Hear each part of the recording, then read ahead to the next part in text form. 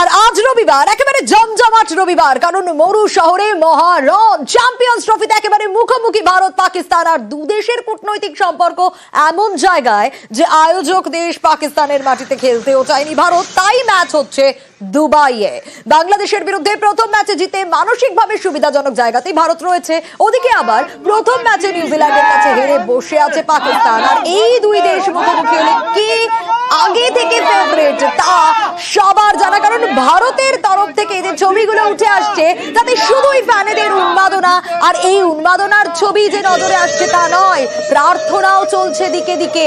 প্রত্যেকে প্রার্থনা করছেন, কেউ কেউ আবার যজ্ঞেও বসেছেন, কারণ আজ দুবাইয়ে রয়েছে রবিবাসরীয় মহারণ। ভারত পাকিস্তান একেবারে মুখোমুখি জমজমাট ম্যাচ।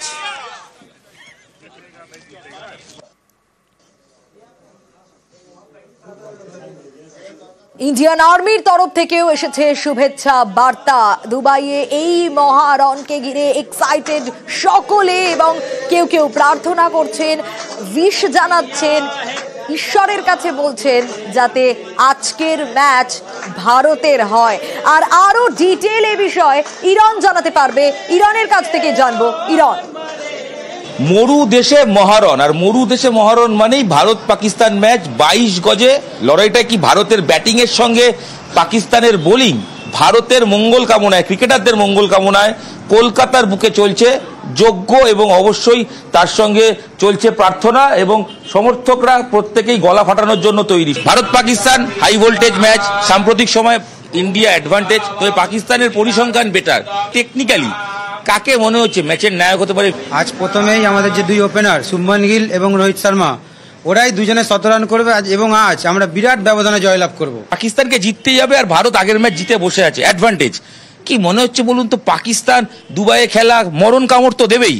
কোনো কিছুই না, কোনো ফ্যাক্ট না। রবীন্দ্র জাডেজা আর আমাদের স্বামী দুজনেই 5-5 করে উইকেট নিয়ে নেবে আজকে।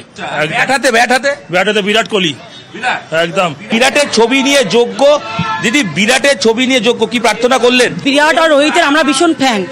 এই খেলার যে যুদ্ধ, এই খেলাতে ইন্ডিয়া প্রচুর রানে জিতবে এবং পাকিস্তানকে ধুলো চাটিয়ে দেবে। বিরাটের জন্য, বিরাট কোহলির জন্য যোগ্য করছি। ব্যাটে যে রানটা ছিল সেই রানটা আবার ফিরে আসছে বিরাট কোহলির মধ্যে। এই যে আলোচনা, এই যোগ্য আয়োজন, এটা কি মঙ্গল কামনায়? তো কামনার জন্য করা হচ্ছে না, আমাদের আত্মসম্মানার্থে মঙ্গল কামনার জন্য যোগ্য করা হচ্ছে। ভারত দলে ভারত জিতবে, খালির নাম করে করছি, আমরা যোগ্য করছি যাতে আমাদের ভারত একদম বেশি রান করে যেতে। বিরাটের জন্য প্রার্থনা করলেন, বিরাট রান পাবে? হ্যাঁ, রান পাবে, বিরাট রান পাবে।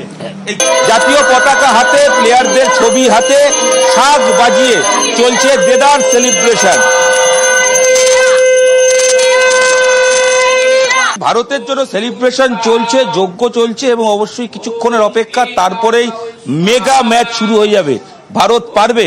পরিসংখ্যান পাকিস্তানের দিকে কিছুটা হলো, সেটা অতীতের পরিসংখ্যান। বর্তমানের দিকে পাকিস্তানের থেকে অনেক এগিয়ে টিম ইন্ডিয়া। বাকিটা 22 গজে দেখা যাবে কে এগিয়ে কে পিছিয়ে।